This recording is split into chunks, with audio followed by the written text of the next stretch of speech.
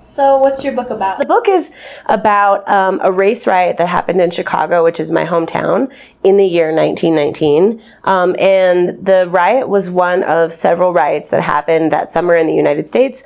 That summer of 1919 was known as the Red Summer because it was a very violent time across the country where similar events happen in many major cities for a variety of reasons, including basically the rise of racial violence and lynching in cities across America, and also the fact that many Black veterans had returned from World War I. And so on the one hand, them being veterans, them being in uniform was something that was really outrageous to a lot of white Americans. And at the same time, those veterans, those Black veterans, were less willing to put up with certain things and the kind of lack of dignity created by Jim Crow in the United States, especially because they had just come back from risking their lives across the country, across the ocean, and being told that they were fighting for freedom, and then had to come back to the U.S. and found that they themselves were not entitled to those same freedoms. So those were some of the conditions that led to the Red Summer, but that's what the book is about. So how was it growing up in Chicago at that time? In 1919? No. Oh, we're from in Yes. my yeah, I'm not that old. How was it for me growing up? Yes. Yeah, so I grew up in Chicago in the 90s, and there were really wonderful things about it and really difficult things about it. I think that, like many people, a lot of the challenges that I faced as a child were just normal to me. A lot of times when you grow up, you realize after the fact that things you experienced were traumatic or difficult, but at the time, it's just your reality. It's the reality of all the people who live around you. So I lived in a neighborhood that had a lot of gangs and a lot of drug dealing and a lot of violence and a lot of the things that make Chicago very famous and that people understand to have been going on in the 90s. But I also grew up on a block where I went outside and played by myself with other kids all the time, where we stayed out late and made up pretend stories and played with firecrackers and went to the playground. I have really loving and supportive parents. I'm very close with my family, and I had a very rich, imaginative inner life as a kid. I learned to read when I was pretty young, and I spent pretty much all my time reading as much as possible. We didn't have iPads or iPhones or anything like that, and so if you had downtime, I was pretty much reading all the time. And I think that that really did a lot for me as a young person. And so, there were hard times, but I think I was a pretty happy kid. Awesome. So I want to just kind of jump off of that. Sure. And ask you how growing up in Chicago influenced your writing, and especially this awesome comic series that you have with Marvel. Oh, thanks. Yeah, so I write in a lot of different genres, but I write poetry. I've written a nonfiction book. I'm working on another nonfiction book now. I write a lot of essays. I co-wrote a play with my friend Nate Marshall, and I write comics for Marvel Comics. I think that's all the things. I'm also working on a TV show, which until last week was not public, so I'm just now getting used to the fact that I can mention it. So I'm also writing for TV. Thank you. And so, but all those genres are very different in some ways, but I think all of them, I was very much influenced by growing up in Chicago in a couple of ways. One is that Chicago is a city that has a very rich literary tradition, and I grew up becoming very aware of people like Gwendolyn Brooks, people like Carl Sandburg, people like Sandra Cisneros, people like Stuart Dybek, so many amazing Chicago writers. And one thing that a lot of them had in common was that Chicago writers are all very famous for kind of telling ordinary stories of ordinary people in the places where they live. And so it was not only important for me to have those specific role models and to read their books and be so inspired by them, but also to learn the lesson from them that it's okay to look outside your window and write about the reality that you live in. I grew up reading a lot of like C.S. Lewis and like Tolkien and stuff like that. And I definitely, that kind of imaginative world is very important to me. But it also, people like Gwendolyn Brooks or Sandra Cisneros helped me understand that the people all around us also have stories worth telling, that also have lives worth documenting. And that's very powerful to me. And I often make the comparison. I think that if you grew up in New Orleans is a city that is so full of music. Music is everywhere. You can literally walk down the street and the person playing an instrument on the corner is probably more talented than the person that you could pay money to go see in a stadium, right? In a major like concert. And the thing is that it's so much part of the fabric of the city that young people growing up there, it's part of their heritage, it's part of their culture, it's part of something that is theirs for the taking if they want it. And so I think the same way about literature in Chicago. And I think part of my job and some of the work I try to do is to ensure that that continues with subsequent generations, and that we always make space for young people to see themselves as writers and be celebrated as writers in the same way that I got to see that very normalized when I was a young person. Awesome. Let me see. I also wanted to ask about you're a teacher, and I want to know, how does that affect your art, and how does your art affect your teaching, and how does all of that kind of blend together with activism and all of your knowledge about policy and history, and how does that affect your artwork? Sure. Yeah, that's a lot of different things. Let's see if I can piece them together.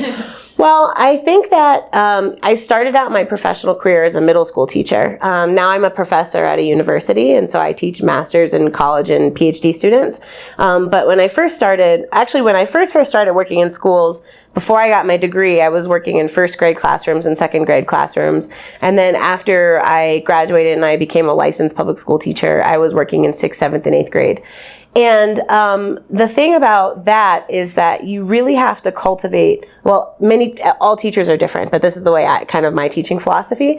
You really have to cultivate a space where asking questions is okay, and where you understand, you take for granted that the young people in front of you are trying their best just to be on a day-to-day basis, the same way all of us as humans are trying our best to deal with all the things that come at us, to be good friends, to be good people. Everybody's trying their best. And what that means is that if a young person asks you a difficult question, or they behave in a way that you would rather that they not behave, it's your job as an educator to kind of unpack that. It's your job to answer the difficult question. It's your job to have the patience and the compassion and the care to figure out what's behind this behavior. It's very, very, very rare, in my opinion, that, human beings do things that we'd rather they not do because they're just monsters, right? That people behave the way they behave because of a series of underlying reasons. And so it's your job as an educator to figure that out, because kids don't choose their own circumstances, right? If there's something happening in their personal life that makes them frustrated or that's caused trauma in their life, that's not something they chose. So your job is to be the adult who loves them unconditionally and kind of make space for them. And I think that that's made me very good at explaining difficult things. I used to be a science teacher, so I'd have kids ask me things like, why is the sky blue, on a regular basis? And unlike most adults, it was actually my job to answer the question. And not just dismiss them. And I think it made me a much more patient person. It made me a much more disciplined person. When I was a teacher, I woke up at 5, worked from 5 to 6, got dressed, went to school, tried to get to school by 7:30, worked until the kids came in at 8:30, taught all day, and then did after school programs, then worked until 6 or 7 p.m. at night, right? And so I would work like a 13 or 14 hour day much of the time. And when you're a middle school teacher, when I teaching college students now, if I come in and I'm not prepared, or I left something in my office, or I forgot to make these copies, my students will sit there very politely and wait until I resolve whatever the problem is. When you're teaching 12-year-olds, the second you don't know exactly what's going to happen next is when someone is like, now I'm going to throw something, right? That's kind of how middle school students are wired. The second that there's no plan or there's no structure, they're like, so how can I bother the person sitting next to me, right? How can I do the thing I'm not supposed to do? And that's human nature. Again, that's just being a kid. And so I think that made me really organized, and I think that organization and discipline are really important things for a writer to have. I often say I think it's important for all writers to cultivate some kind of secondary discipline. So and I think this is true of any artist, try to do something that you're not naturally good at, that's hard for you, that is systematic, where you can see your progress little by little. So for me, I'm a runner. Running is hard. It's not something that comes naturally to me, but running is something that I know if I go out and do it on a regular basis, I only get stronger, I only get better. And that's guaranteed, right? There are many other things in life that if you go out and do this like every day for this period of time, you're going to get better. And starting out only being able to run a block and being able to run a 5K, being able to run a 10K, right? And so I think that that's really important because as a writer, this idea of like, I'm going to sit and wait until I get inspired is great if you're independently wealthy. But Octavia Butler famously said, somebody asked her, what's your inspiration? And she said, my landlady lives downstairs, right? Like the rent is due. Like there's not. And so inspiration, if you're trying to sit and wait for something to come, that's all fine and good. But, that's not how writing works most of the time. And the choices are that you sit down and you write the thing, or you don't. And if you don't, that's fine. And you will be one of millions of people to have lived who intended to write something and didn't. And then your life will end, and that's fine, right? That's fine. But if you want to have a completed project as any kind of artist, the terrible truth is there's no way to do it except to do it. And I think that when I say cultivating discipline, I think that that's important because I don't think of myself as a naturally disciplined person. It's not like I always want to do these things or like this is just my personality. This is something I've practiced so that I'm really good at forcing myself to do things that I don't feel like doing. And I think a lot of that comes from teaching. Definitely. Anything you want to ask? Yeah, so I was wondering, where did that passion rise from? Because you were just talking now about how the teaching and how in depth you have to be with the students, right? How you have to answer their questions in different age gaps. Where did that come from? Yeah, that's a good question. I think that everybody has their thing, and I think for me, people say to me sometimes oh, you always think about kids or you care so much about kids. And I accept that as a compliment. I think that's really kind. I also find it a little perplexing because, kids are human beings that live on this planet with us, alongside us. We all were them.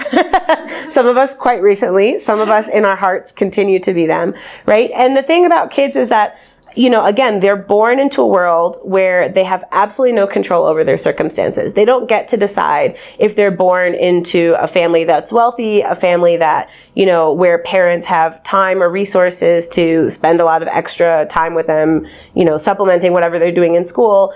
And the other thing is that all of these issues, every issue in our society that you can possibly think of, whether or not people consider it an educational issue, ends up being an educational issue because children as vulnerable people bear the brunt of the consequences. And so when we have gun violence in our country, that's traumatic in the lives of children, right? When we have climate change, a climate crisis that we're dealing with, that is going to disproportionately impact children. When there's high unemployment and people don't have jobs, when parents don't have mental health care, right? When people don't have access to equitable transportation, good food to eat, all of those things ultimately land in the laps of children. And they are the people who are the most vulnerable to these social problems and have the least social and political power to do something about it, right? They're not able to say I'm just going to go out and get a job and try to better myself or whatever, right? Kids can't do that. And so to me, and the other thing to me is that kids are absolutely magic. And watching somebody learn to me is something that's really miraculous. Watching somebody figure something out, seeing a little kid make a joke for the first time where you're like, that was actually kind of funny, right? Mm-hmm. Seeing a baby come into their own personality. For me, all those things are miracles of the human brain. And so it just seems natural to me that if we have this group of people that is so vulnerable and so magical, it's really not fair of us to not do everything we possibly can to make the world better for them. Yeah. I was wondering also, how does your activism tie into all of this? I really don't consider myself an activist. I get called an activist a lot, and I think that, and that there are different definitions. Different people have different definitions of activism. I think of myself as a cultural organizer. So I'm trying to make space using culture for people to come together and work together on political issues. And I think that a lot of what I do that people call activism, I consider kind of the bare minimum of human decency, right? And I don't think, when I say I don't think of myself as an activist, it's not that I think that's a negative word by any means. And there are a lot of people that are very profound activists that I respect a lot. But it's kind of a label that I don't think that I've earned. It's a label that I don't think I don't think of myself as doing activism. I think of myself as trying to be conscientious with the time and resources that I have to use them in ways that seem thoughtful and to just try to be a kind person. And I think that that shouldn't be a special thing. That should be like a regular, normal thing. But, I don't mind what other people call me. I just got voted best activist. The Chicago Reader had this newspaper polling awards, and I was voted best activist. And I was like, where's my activism? But thank you. Congratulations. Thank you. It's in your artwork. I guess so, yeah. Well, that's the thing, right? I think that I think that for a lot of people, the kind of art that I do is inherently considered to be activist art.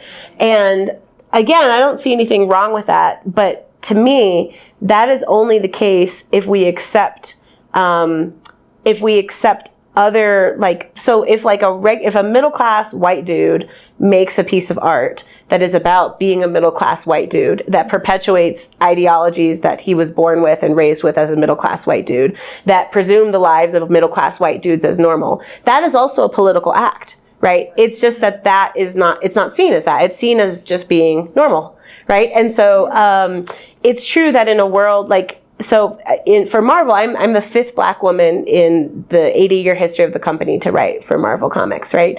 And so I write these characters that are Black people, but they're doing the same stuff all of other Marvel heroes do, right? But it's radical. It becomes radical or countercultural for a 15-year-old Black girl to be the hero, right? Because that's not something that we usually see. And I think that I'm always trying to fight for a world where that's like normal and regular. Because when I get up and see myself in the mirror every day, I just see myself as me, like regular person, walking around being a regular human. And I make art in which I and people like me also get to be regular humans. And I think that is certainly political. But I think all art is political. All art takes a political stance. It's just that some people have the privilege of their art being construed as neutral or normal. Definitely. So I want to go back a little bit to how your background in teaching has affected your artwork. What would you say that you're trying to teach all of the kids who read your comics? That's a great question. I think that in all things that I write, in comics and nonfiction and poetry, I am trying to show people, in my nonfiction, I'm trying to show that the world as it is didn't just come to be this way through magic or through happenstance or through coincidence. That the world that we live in and all the ugly things about it and all the unfair things about it are there because people made them that way. And that means that if we ask critical questions, we are the people who have the power to unmake those systems. But we can't do that unless we're willing to face ugly history. That's what I'm trying to teach people of all ages. And I think that in comics and in poetry in particular, because those are spaces of magic and imagination and strange happenings, I'm trying to show people what a different version of the world could look like. And I think that it's important for us, if you care about social transformation, that we can't just be reactive. We can't just talk about the things that we don't like. We also have to envision and imagine the world that we would like to see, the world that we're striving for. And I think it's really special to be able to use comics and poetry to do that. Because it doesn't cost anything, right? You don't have to raise taxes or figure out a policy or, hire people or change the law. When you do creative writing, you get to just create a different version of the world that inspires people and to get them to ask the question, what would this actually look like and how far are we from actually getting there? So that's what I'm trying to teach people through comics and poetry. Awesome. Well, thank you so much. Thank you. It's a pleasure to meet you. Thanks for having me, and I hope you enjoy the conversation tonight. Yes. Yes, I'm thank so you. excited. Good. Same. Good.